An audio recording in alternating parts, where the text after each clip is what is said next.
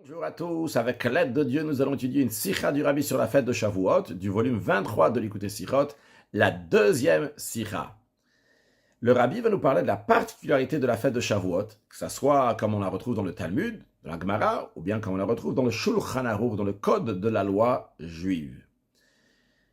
Quel doit être le comportement d'un juif dans les jours de fête en général, pas spécialement à Shavuot? Eh bien, dans la Gemara, dans le traité Psachim, on retrouve un désaccord entre Rabbi Eliezer et Rabbi Yoshua. Nous avons deux versets dans la Torah. Un verset qui dit Atzeret, que la fête, la Hashem Elokera, c'est pour l'Éternel ton Dieu. Donc un jour de Yom Tov, un jour de fête, c'est pour qui? C'est pour l'Éternel ton Dieu, pour Hashem. Un deuxième verset qui dit Atzeret tie lachem, que la Atzeret, la fête, va être pour vous. Alors, Rabbi Eliezer, il dit la Torah, elle est en train de te dire ici, tu fais ton choix. Ou bien, Atzeret la Hashem Elokera, la fête, elle est pour Hashem, donc tu t'assois et t'étudies, tu fais ça toute la journée de Yom Tov, t'étudies la Torah. Ou bien, si tu ne veux pas étudier la Torah, eh bien, va manger toute la journée. Fais ton choix. Rabbi Yoshua lui dit, non, les deux versets sont justes, ce n'est pas un choix à faire, les deux doivent être appliqués. Tu dois aussi bien avoir Atzeret la Hashem Elokera, aussi bien étudier à Yom Tov, et tu dois aussi avoir Atzeret Lachem, que ça va être un Yom Tov, un jour de fête pour toi, pour vous. C'est-à-dire, d'après Rabbi Yoshua, il faut partager le jour de Yom Tov. Une partie, il est la Hashem Lokera pour l'Éternel ton Dieu. Une partie, tu vas étudier. Et l'autre partie, Chetziol Lachem. L'autre moitié va être pour vous, pour manger et pour boire.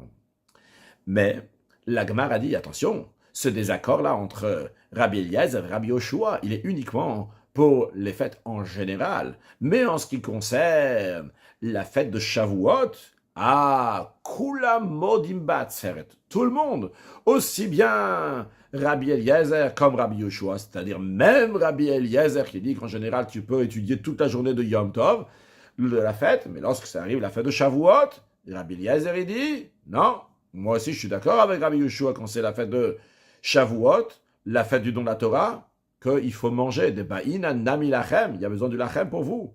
La Gemara dit Maïtama, quelle est la raison qu'ici il n'y a plus de désaccord et que tout le monde est d'accord qu'il faut manger à la fête de Shavuot? Même Rabbi Eliezer il dit qu'il faut manger. La raison elle est Yom Shenitna Botorah, parce que c'est le jour que la Torah elle a été donnée, comme le commentaire de Rashi explique. Vu que la Torah elle a été donnée, il faut qu'il mange et qu'il boit pour montrer qu'il est content que la Torah elle a été donnée au peuple juif.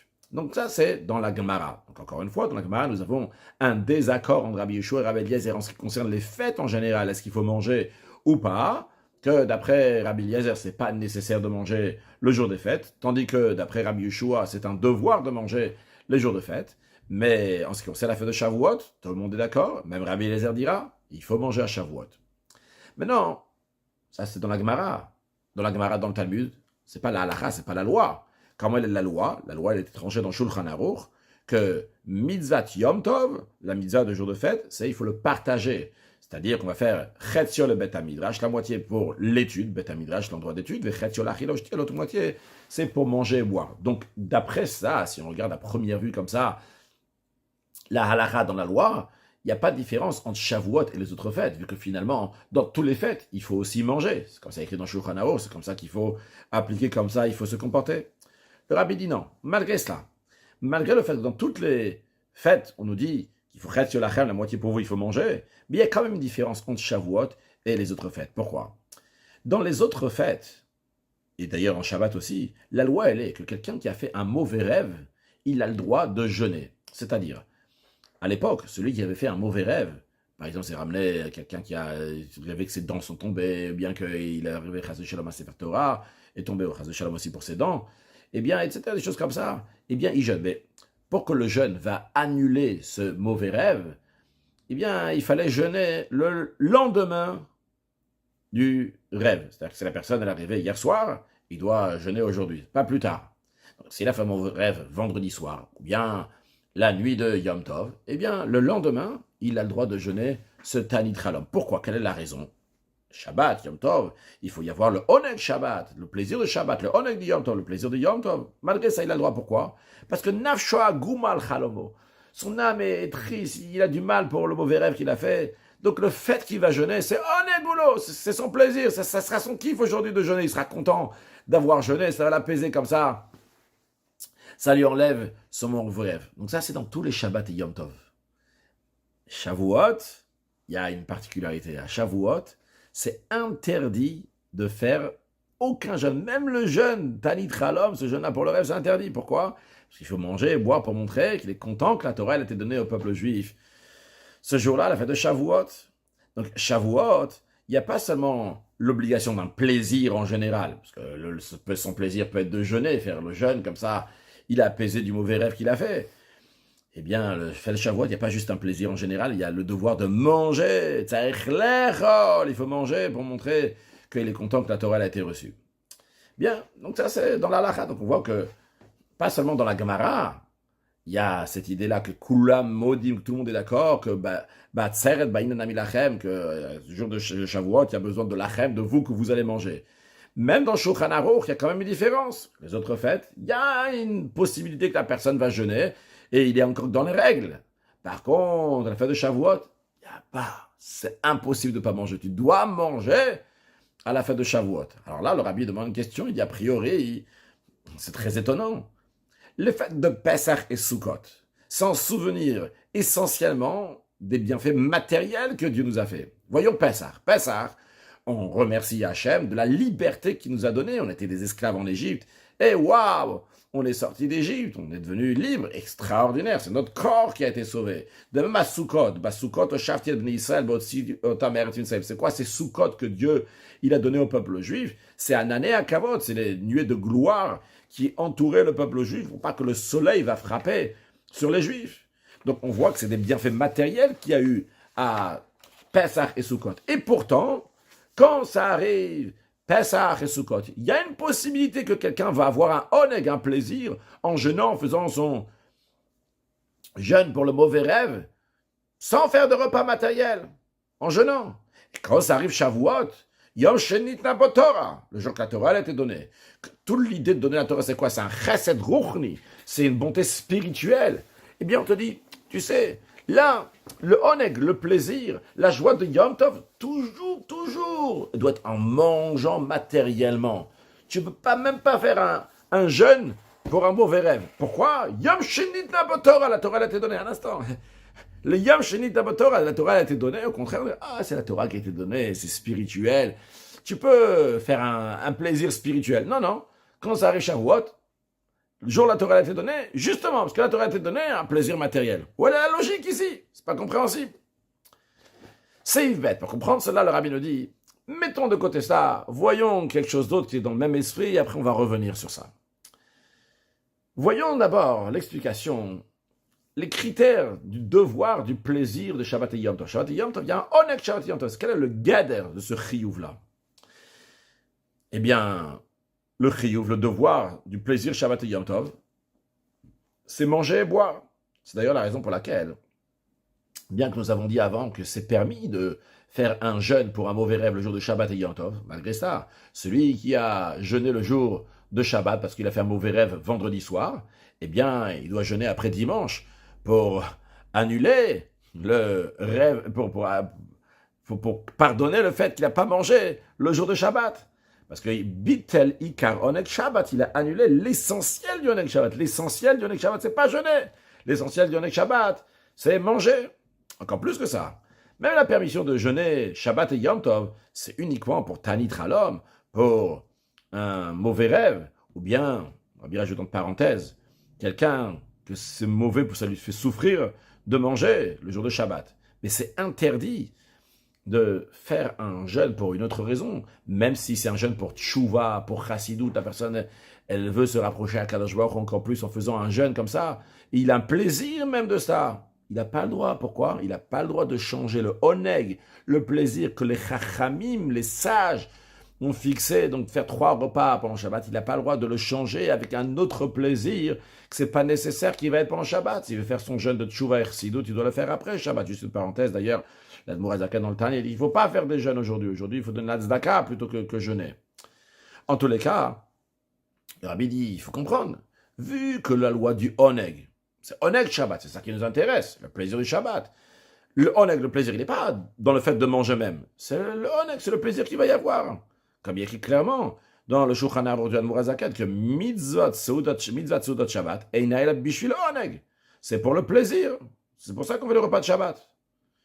Et pas seulement ça, l'Admor HaZaken il dit, dans le Kuntras Acharon, il explique, il dit que ce oneg-là, le plaisir de Shabbat et Yom Tov, c'est mitzvah shekluya bedat adam, c'est une mitzvah qui dépend de la personne, chacun en fonction de son plaisir. Et la preuve, c'est pour le jeûne du rêve, du mauvais rêve, il a le droit de jeûner, pourquoi? Mishusha tanit oneglo, parce que le jeûne, c'est un plaisir pour lui. Dans ce cas-là, la question, elle est, pourquoi les khatrila de base, les sages, quand ils viennent fixer le oneg, le plaisir de Shabbat, ils disent, écoute, nous, on va fixer le oneg, le plaisir de Shabbat, comment? En mangeant et buvant davka. Pourquoi davka ça? Et en conséquence, vu qu'eux, ils ont fixé que ça, c'est le oneg, on te dit, t'as pas le droit de changer le oneg des sages, le plaisir que les sages, ils ont donné avec un autre oneg, un autre plaisir.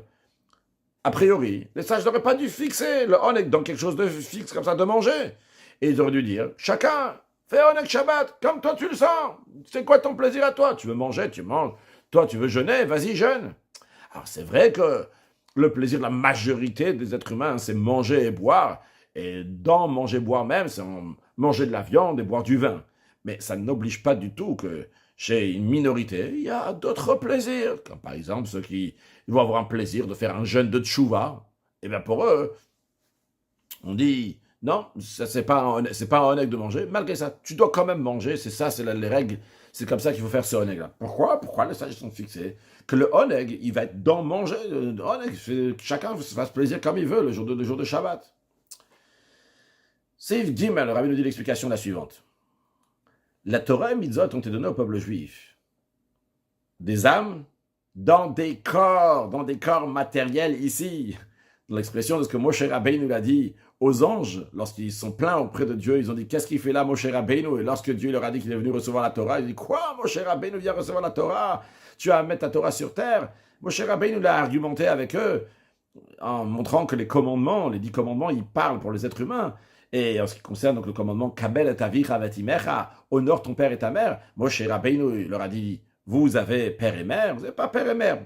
Ce que Rabbi veut dire ici, l'idée c'est quoi? C'est la Torah elle a été donnée à des êtres humains qui sont dans ce monde-là. Et la raison elle est, pourquoi dans des corps spécialement Hachem l'a donné? Parce que le tikkun, l'arrangement, si on peut dire ça, l'opération de mitzvot, il doit faire un effet sur l'homme, comme d'ailleurs les sages disent par ailleurs, que le nitnu a mitzvot et les tsarev baem et abriot, que les mitzvot ont été donnés pour les tsarev, en langage de tsirouf, de zikouk, de raffinement des créatures. Donc, ce n'est pas pour la neshama, pour l'âme, que la Torah elle a été donnée. Car, en effet, l'Admor HaZaken dit dans le Tanya, Aneshama atzma enatzricha tikun, la neshama n'a pas besoin d'être arrangée. La neshama, l'âme divine, est déjà bien de base. Pourquoi la Torah elle a été donnée? C'est pour le besoin du corps. Le corps en a besoin. Pour que aussi le corps du juif va être raffiné et introduit de gdushat mitzvot, de sainteté des mitzvot. Donc, après cette petite introduction-là, que le rabbi nous dit, la Torah, elle a été donnée à des âmes dans des corps, dans du matériel, dans ce monde-là, eh bien, on comprend que l'ordre de la Torah, qu'on te dit, quand ça arrive Shabbat ou bien Yom Tov, ça doit être un moment de oneg, de plaisir pour le peuple juif, comme l'expression qu'on a dit avant, lachem pour vous, pour le juif. C'est qui vous? C'est pas que la neshama seulement, l'âme va avoir un plaisir spirituel du jour de Shabbat et Yom Tov, mais c'est aussi le corps va ressentir le plaisir qu'aujourd'hui c'est Shabbat et Yom Tov. Et c'est pas juste que le corps aussi va ressentir. C'est qu'essentiellement, l'essentiel de cette mitzvah, c'est justement les tsaref et abriot, les tsaref et agou, pour associer le corps, que le corps aussi va se raffiner, va prendre part dans cette mitzvah. Et vu que quand on parle au corps, le plaisir naturel du corps vient de quoi? De manger et de boire. C'est la raison pour laquelle que la Torah elle dit le devoir du plaisir, c'est en mangeant particulièrement. Que ça, c'est ça qui fait que le oneg Shabbat, le plaisir du Shabbat, va raffiner le corps dans le sens qu'il va, le corps va associer, va prendre part aussi dans ce oneg Shabbat. Ce oneg-là va rentrer dans le corps, va avoir affaire avec le corps. C'est quand le corps il va manger. Ce qui n'est pas le cas lorsque quelqu'un il va faire un jeûne pour des raisons de teshuva ou similaires à cela, il va jeûner pour se faire plaisir. Eh bien, ok, il va avoir plaisir, mais c'est pas le corps qui va avoir plaisir. C'est un plaisir spirituel pour l'âme. Et même s'il y a un juif qui a réussi à faire sur lui-même, qui ne va pas ressentir, que son corps ne va pas ressentir la souffrance du jeûne, Encore plus que ça, que même son corps va avoir un plaisir de jeûner. Comme il y a écrit Shmua Tova Tedashen Hatzem, une bonne nouvelle, Shmua, juste il a entendu quelque chose. Et ça fait que ses os vont devenir plus gras. Et dans le sens littéral, le rabbi fait référence dans la note 28, la Gemara Gittin Daf Vav Amud Bet, là-bas, il me semble que c'est Rabbi Yochanan, lorsqu'il est parti devant quelqu'un qui n'était pas l'empereur, mais était le chef de guerre, il lui a dit, tu es devenu l'empereur. Et après, il lui a dit, ah, mais je ne suis pas l'empereur et tu es passible de mort. Et juste après quelques instants, il y a quelqu'un qui est venu, il lui a dit, l'empereur à Rome, il est mort, ils ont décidé que toi, tu vas être l'empereur. Et il lui a dit, ah, tu es très intelligent. Et dis-moi, j'ai un problème maintenant, j'arrive plus à mettre ma deuxième chaussure alors que j'avais mis la première chaussure avant. Et Rabbi Yochanan lui a dit que la raison pourquoi tu n'arrives pas à mettre la deuxième chaussure, c'est parce qu'il y a écrit que Shemua Tova Teda Shenatim, qu'une bonne nouvelle fait que les os deviennent plus gras, deviennent plus gros, les os, le corps se sent plus à l'aise, donc tu n'arrives pas à mettre la deuxième chaussure. C'est-à-dire que juste c'est une nouvelle, c'est quelque chose de spirituel, mais ça a un impact sur le corps. Donc imaginons que cette personne-là, elle a réussi à faire pas seulement que le corps ne va pas souffrir du jeûne, mais il arrive à faire que le corps va avoir un plaisir de, de jeûner. Le rabbi dit quand même, c'est pas que le corps de lui-même, il a un plaisir de cette nouvelle-là ou de ce jeûne-là. C'est uniquement que vu que la neshama, l'âme, elle arrive à gouverner le corps, que ce soit de manière naturelle, cette âme, elle gouverne le corps, ou bien que la personne a travaillé sur lui-même, c'est la raison pour laquelle que ça gouverne le corps. C'est le contraire de la nature du corps. Mais finalement, c'est quand même, le rabbi dit, malgré ça, quand même, c'est pas la nature du corps. Même d'un corps qui est très raffiné, qui est très sain, c'est pas sa nature, ça a été travaillé, c'est pas le corps lui-même. Et c'est la raison pour laquelle il est interdit de jeûner Shabbat et Yom Tov. Un tel jeûne, donc un jeûne de tchouva ou similaire à cela, même si lui, il a un plaisir de ce jeûne-là, mais il a le devoir de mettre un plaisir dans le Shabbat en mangeant et buvant, que le corps va avoir un plaisir. C'est la raison pour laquelle que même un Tanit Chalom, même un jeûne pour un mauvais rêve en Shabbat et Yom Tov, bien que c'est permis, on a dit, la personne peut le faire, mais on a dit, il y a besoin d'une kapara, il y a besoin d'un pardon pour cela, parce que pour cela, il a annulé Ikar Oneg Shabbat, il a annulé l'essentiel du plaisir de Shabbat. Donc en deux mots ici, dans Seif Gimel, le rabbi nous a dit que la Torah a été donnée pour des corps dans ce monde matériel et que le corps en lui-même, lui, son plaisir, son Oneg, c'est quoi? C'est manger et boire, et c'est la raison pour laquelle il y a le devoir de manger et de boire Shabbat et Yom Tov. Ça, c'est le Oneg. Les sages, ils ont dit, c'est quoi les critères de Oneg du plaisir? C'est manger et boire. Alors, le rabbi, il va continuer en Seif Dalet en nous expliquant la seule chose qui est mentionnée dans le Talmud, qu'on dit qu'on a le droit de jeûner pendant Shabbat et Yom Tov, c'est Tanit Chalom, le jeûne de rêve. C'est vrai qu'après de cela, de ce qui est écrit dans le Talmud, on a extrapolé encore d'autres choses qui sont dans cet esprit, dans le Shulchan Aruch, dans le code de la loi juive, mais la base, c'est un jeûne qui a été fait pour un mauvais rêve. Eh bien, justement, le rabbi nous dit, c'est pas par hasard. Il y a une allusion ici. Cette allusion que le rabbi va développer, bien que c'est dans le rêve, c'est important pour la suite, pour comprendre la particularité de Shavuot et pourquoi spécialement Tanit Chalom. Alors, le rabbi nous dit comme ça. C'est aussi la raison pour laquelle, donc en tous les cas dans le rêve, dans l'allusion, que bien que dans le Shulchan Aruch, en plus du jeûne du rêve, il y a encore d'autres manières dans lesquelles la personne a le droit de ne pas manger, ou elle a même droit de jeûner pendant Shabbat, parce que justement on a dit Tanit Onegulo, le fait de jeûner c'est un plaisir pour lui. Donc on a dit que le Tanit de Tchouva, il n'a pas le droit, il faut faire un jeûne pour la Tchouva Chassidout, il n'a pas le droit.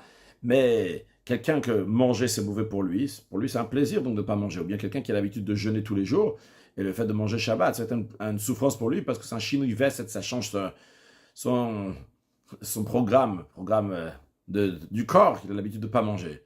Et donc, dans Shulchan Aruch, il y a d'autres options à part le Tanit Chalom que tu as le droit de jeûner. Mais dans le chasse, c'est Shishas Darim, donc c'est dans la Gemara, eh bien, ce qui est mentionné clairement, c'est uniquement le Tanit Chalom, la permission de jeûner pour un rêve.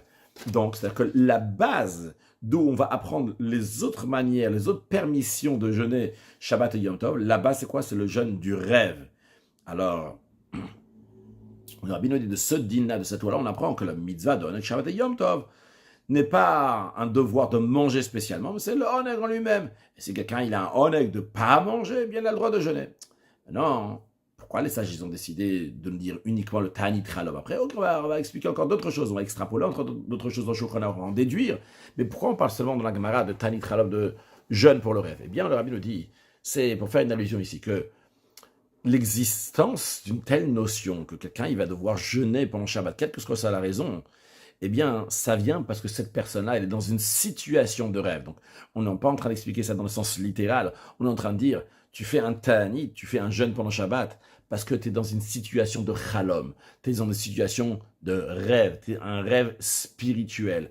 Un rêve, dans l'exil, on est un rêve. Ici, il y a un voile sur ta neshama, de la neshama sur ton corps. Ta neshama n'a pas d'impact sur le corps, encore plus que ça. Tu es dans un sommeil et dans un voile d'exil dans le sens littéral, comme c'est expliqué dans Torah Or, dans le livre des Mamarim du Admour Azakan, premier rabbi de Chabad, dans la paracha de Vayeshev. Là-bas, il parle donc de différents rêves qu'il y a eu dans la paracha, et il ramène le verset des psaumes qui dit « Hayinu kecholmim » que lorsque Mashiach va venir, on va dire que nous étions des rêveurs. De la même manière que dans un rêve, le rêve, il rattache des choses qui sont contradictoires, malgré que c'est la même chose dans le même contexte, c'est des choses qui sont impossibles que les deux vont venir ensemble. Eh bien, dans un rêve, il peut y avoir des choses qui sont contradictoires totalement, un grand paradoxe, parce qu'au moment du sommeil, le sechel, l'intellect, il part et il reste juste des traces de koach hamedam, une force imaginaire. Alors il dit la même chose aussi dans le peuple juif pendant la galoute, pendant l'exil. On le réalisera lorsque Mashiach va venir. Mais c'est pas actuellement dans l'exil, à cause du voile de la galoute, c'est possible qu'il y ait deux choses contradictoires dans la personne. Par exemple, il dit au moment de la prière, la personne elle s'éveille, mais vraiment, sincèrement, elle s'éveille très fortement, il prend des bonnes résolutions, un moment d'inspiration, etc. Après la prière, ça s'oublie. C'est possible qu'il va se comporter de manière tout à fait différente. La prière, elle n'est plus là. Mais qu'est-ce qui se passe ici? C'est la prière qui prime. Bien, c'est quand on va faire du commerce et tout d'un coup là, on perd la tête. Où on est? Mais c'est ça dans le rêve. Dans le rêve, il peut y avoir des choses contradictoires. Se donner totalement à Dieu, puis après se donner totalement des choses matérielles. Bien que les choses matérielles ne vont pas être de manière compatible au moment de la prière, ça va. C'est dans un rêve. Alors, le rabbi dit, ce juif-là aussi, il a un plaisir de jeûner le jour de Shabbat et Yom Tov, il est dans un rêve. Parce que comment c'est possible qu'un juif, il va être dans une telle situation que le jour de Shabbat, le jour de Yom Tov, c'est une mitzvah d'avoir un oneg, un plaisir. Et comment avoir un oneg? De manger, de boire. Comment c'est possible que son corps va l'empêcher de ce plaisir-là? Et attention, ici on ne parle pas de quelqu'un qui fait le contraire de la Torah, chas de shalom. Si on faisait le contraire de la Torah, on n'aurait pas demandé de question. Comment ça se fait que son corps, il est comme ci, comme ça? Ok, il fait le contraire de la Torah. On parle de quelqu'un qui s'efforce de faire les choses basées sur la Torah, mais son corps, il n'est pas compatible pour recevoir ce plaisir-là. Alors c'est quoi? C'est quoi le problème? C'est parce qu'il est dans une situation de rêve. Il y a un voile de l'exil qui est sur lui. C'est vrai que c'est un juif qui fait les choses basées sur la Torah, mais en même temps, il y a un voile qui ne laisse pas que le plaisir de Shabbat va rentrer dans lui jusqu'à que son corps va réaliser, ressentir comme il se doit qu'aujourd'hui c'est Shabbat. Si ce juif n'avait pas ce voile-là, à ce moment-là, le vaillé caché ou le fait qu'Akadosh Baruch Hu a sanctifié ce moment du Shabbat, ou le moment du Yom Tov, ça aurait eu un impact sur son corps que ce jour-là, le juif va avoir un plaisir de manger.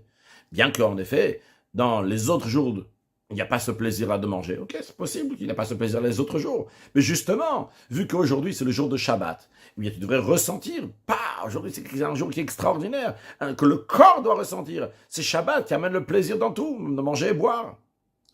Alors cette personne-là est dans une situation de rêve, malgré qu'il est dans une situation de rêve. Et les choses ne vont pas bien comme il faut.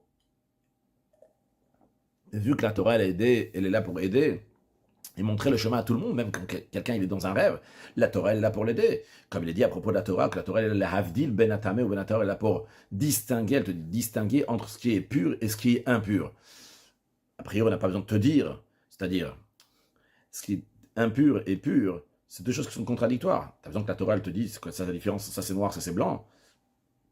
Mais la Torah elle te le dit pour te donner de l'aide. Même lorsque quelqu'un est dans un rêve, il est en train d'un sommeil, il risque de confondre, il ne voit plus la différence qui est pur et impur. La Torah, elle descend, entre guillemets, elle va vers lui à son niveau, elle lui dit, écoute, tu vois ça c'est pur, ça c'est impur. Et c'est la raison pour laquelle, dans notre contexte aussi, que la Torah, elle vient aider, elle trouve une solution aussi, même pour quelqu'un que son corps l'empêche. En effet, à cause d'un voile qu'il a, l'empêche de manger Shabbat, Yom Tov, la Torah lui dit, tu sais quoi, toi tu peux jeûner, parce que actuellement, ça, c'est ton plaisir, ok, on va trouver une solution pour toi aussi, mais c'est pas la normale. Il est dans un chalom, cette personne-là. Ok, donc, jusqu'à présent, ce qu'on a expliqué, on a expliqué la particularité donc, de Shabbat, que le oneg, le plaisir doit rentrer, s'intégrer dans le corps, puisque la Torah elle a été donnée à des âmes qui sont dans des corps.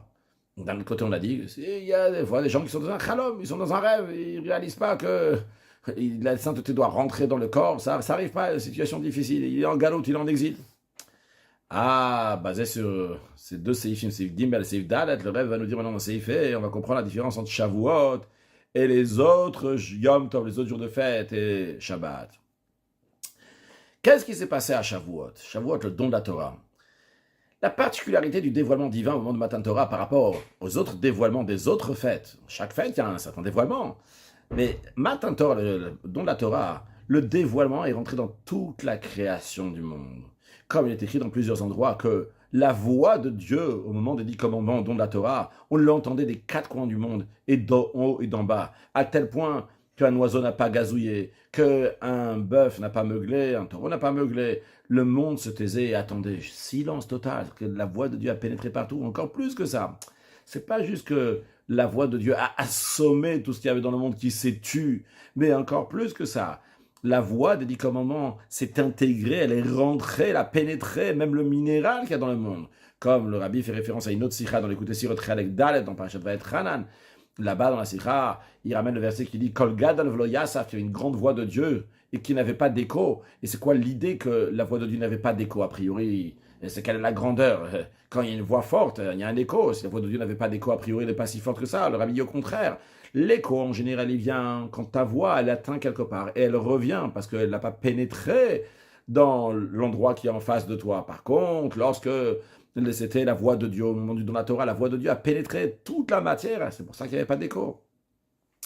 Pourquoi? Qu'est-ce qui s'est passé à Matan Torah? Qu'est-ce qu'il y a de particulier qui a fait que ce dévoilement divin, il a pénétré dans toute la matière? C'est parce qu'au moment du don de la Torah, c'était le dévoilement de l'essence de Dieu, ce qu'on appelle Atzmut dans la racine de Atzmuto, Mauto, Itbarech, Mamash, vraiment l'essence de Dieu, c'est pas juste un niveau de divinité. Dieu lui-même s'est donné, c'est rentré, si on peut s'exprimer de telle manière dans la Torah, comme d'ailleurs nos sages le disent, sur le premier mot des 10 commandements, Anochi, Anochi qui est le début des 10 commandements de Matan Torah. Ils nous disent que c'est composé de 4 lettres. Chacune de ces lettres-là fait allusion à un mot. Donc ils sont Ana, Nafshi, Ktavit, Yavit. Moi, Dieu, mon âme, je l'ai écrit et je me suis donné. C'est-à-dire que quand on étudie la Torah, on prend un Kadosh Baruch Hu, c'est-à-dire que le Anochi, on dit Anochi comme le Zohar dit Anochi Mishanochi, je suis celui que je suis. C'est pas un niveau de divinité, c'est pas encore le Yud Kevavke, le Eloker qui est après, Anochi après Hashem Eloker, là c'est Anochi Mishanochi, l'essence même de Dieu, Dieu. Il dit qu'il se donne, c'est écrit, il s'est donné, il s'est donné son essence, son âme, dans la Torah. Et vu que c'est le dévoilement de l'essence de Dieu, et Dieu il est tout à fait illimité, le vrai illimité, il n'y a pas un endroit dans lequel le dévoilement de Dieu ne va pas arriver. C'est la raison pour laquelle que le dévoilement de Matan Torah, il a eu un impact sur toute la création. Ah, basé sur ça, sur la particularité de Matan Torah, on va comprendre pourquoi à Shavuot c'est interdit de jeûner, même un jeûne pour un rêve. Parce que c'est le jour chez Nitna Torah, c'est le jour que la Torah elle a été donnée. Vu que la fête de Shavuot, c'est le jour que la Torah a été donnée, et ça, c'est rentré dans toute la création sans aucune limite. C'est la raison pour laquelle que la joie qui a Shavuot doit aussi être illimitée, jusqu'à ce qu'il ne va pas rester même un détail dans l'existence de la personne, dans lequel la simra, la joie de Matan Torah ne va pas arriver là-bas. Dans les autres fêtes, vu qu'ils sont liés avec ce qu'on appelle des hortes, des gilouïm, à des lumières, des dévoilements dans des niveaux de divinité, c'est possible qu'il va y avoir un hester, il va y avoir un voile, il va y avoir un chalom, un rêve qui empêche, qui voile sur la joie de Yom Tov. Mais dans la simcha de Torah, dans la joie de la Torah, il n'y a pas de hester, il n'y a pas de voile. Elle rentre dans tous les niveaux, dans tout endroit, même dans les niveaux les plus inférieurs. On ressent et on voit que Matan Torah, il est Nochem Koubal, il est agréable, on est content que la Torah, elle a été donnée. Et ça a un impact. Même celui qui est dans le Chalom, qui est dans son monde de rêveur, lui, il est d'un voile de l'exil. Quand ça arrive, Matan Torah, un dévoilement divin de Dieu qui est si grand, ça s'exprime même dans son manger. Que même si quelqu'un, il a vu un rêve, qu'en général, ce rêve-là ne devrait pas laisser le corps avoir un plaisir de manger. Mais la joie de Shavuot, elle a un impact. C'est-à-dire qu'il va arriver à une joie. Parce que Nochem Koubal Yom Shilin Torah, qui est content que c'est le jour que la Torah a été donnée. C'est-à-dire, quand est-ce que tu peux avoir un rêve? Quand est-ce que tu peux être dans le monde des rêves? Lorsque le dévoilement divin, il a un certain niveau de dévoilement divin. Quand c'est l'essence de Dieu qui se révèle, l'essence de Dieu se trouve de partout. L'essence de Dieu se trouve de partout. Tu ne peux pas être dans un rêve. Tu peux pas, les choses sont claires, il n'y a pas de contradiction. Même le corps est là et il prend la divinité. Besimcha u'tuv levav, kabbalat Torah, besimcha Ubipimiut Mashiach now.